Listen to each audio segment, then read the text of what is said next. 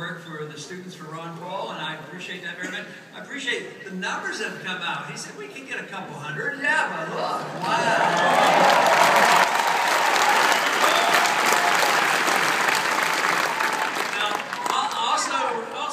To introduce that young lady that I married 55 years ago, Carol. And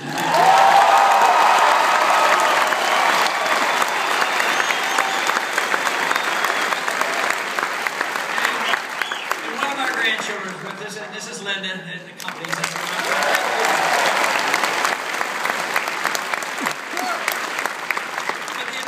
to talk about. It's not very complicated. I guess we could have a lot of words to describe what we're trying to do, but I settled for one word, and that is liberty.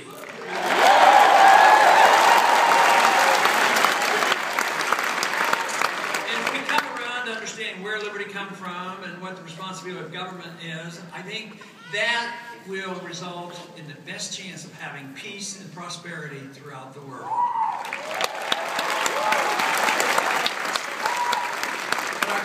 Today is no longer the country it was a few years back or a few decades back. It certainly isn't the republic that was intended by the Constitution.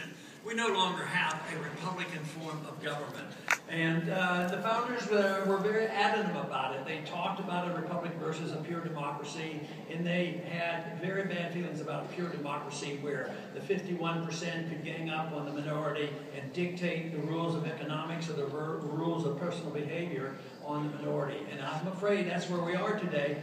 But the spirit is alive. Let me tell you, in this country, more and more people now are waking up. The people like you are wide awake. You know what's wrong. You know what has to be done. Washington is sound asleep. What we need to do is make sure they hear us and make sure they know what the message is, and that is for liberty.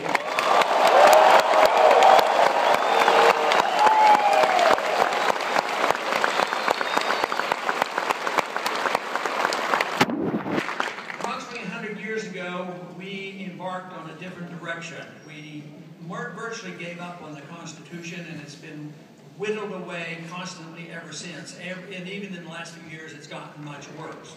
In spite of the people waking up and wanting something different, we still have a job cut out for ourselves, because Washington isn't hearing us, and they have not changed, but we will make a difference. We will make sure they hear this message.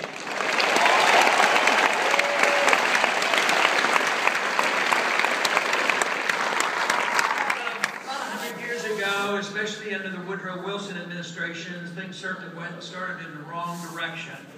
Foreign policy was changed, accepting this so-called idealism of making the world safe for democracy. And look at the last 100 years. It hasn't been very safe. A lot of people have died, and there's less freedom in the world today, and there's less freedom in this country. Also, a few other things occurred in 1913. A couple things that we should reverse.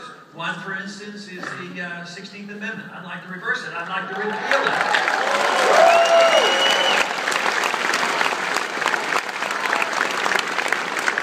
Now, if we understand truly the Jeffersonian approach to saying that, our life and our liberty comes from our Creator, the consequence ought to be that the fruits of our labor ought to be our own and not the government. Yeah!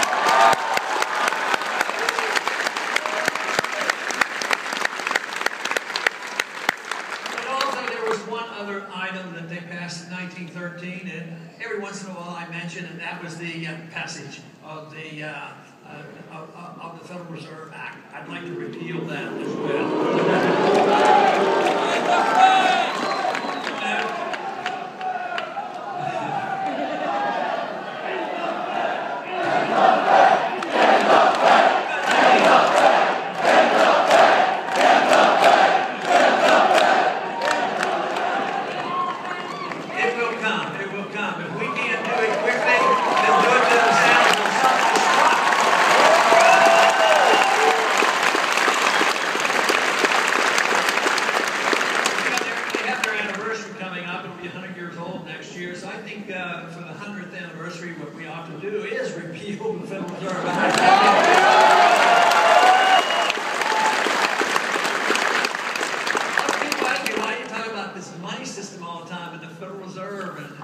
Concentrating on sound money and the Constitution. It's not so old-fashioned. Well, the founders knew something about this. They suffered through the inflation of the continental dollar. There was total destruction of the continental money. And therefore, they didn't want it to happen to us. They wanted to protect it. So they put in the Constitution only gold and silver could be legal tender, and that you could not print paper money, and that you don't have authority to start a central bank. So we've sort of violated that a bit. They didn't amend the Constitution. They just totally ignore it. We now today have a unit of account called a Federal Reserve note, and they sometimes refer to it as a dollar. But if you ask them, define a dollar, they have no idea how to define a dollar. They say, well, it means it's a Federal Reserve note. So they're trying to protect the value of something they don't even know what is, and they can't even define it. Then they wonder why they have a mess in Washington and around the world. The dollar and the money issue is so important because it's 1/2 of everything we transact. Whether you're measuring wages or prices or incomes or interest rates, it's all measured by this dollar that you can't define. And then they wonder how we got into this mess. But the whole problem, starting in 1913, was to establish a growth path for big government. You know, whether it was the income tax. Unfortunately, Jefferson lost the argument at the beginning of our country when he argued we shouldn't even be able to borrow. We've been able to borrow all this time. So they also then said, well, taxes are limited because the people will rebel. The market limits borrowing because the interest rates will go too high. So that's why we had to have a central bank, because if we come up short, the federal government can always take their bills and their debt and send it to the Federal Reserve. The Federal Reserve just prints the money. It sounds good, sounds like a good thing, especially if it works, and it worked for a while. It works for a while until the country gets too much in debt. And even 20, 30 years ago, the debt wasn't that outrageous. But we were a creditor nation. We were on the positive side, even during the Depression. Today, we are the biggest debtor nation in the history of the world. And they think the solution is spend more money and print more money. It's virtual insanity to think you can get out of trouble by doing the mistakes that have brought on the trouble. That's why we have to think about monetary policy, listen to the founders, and say, take away the power of the government and the Federal Reserve to create money out of thin air to finance.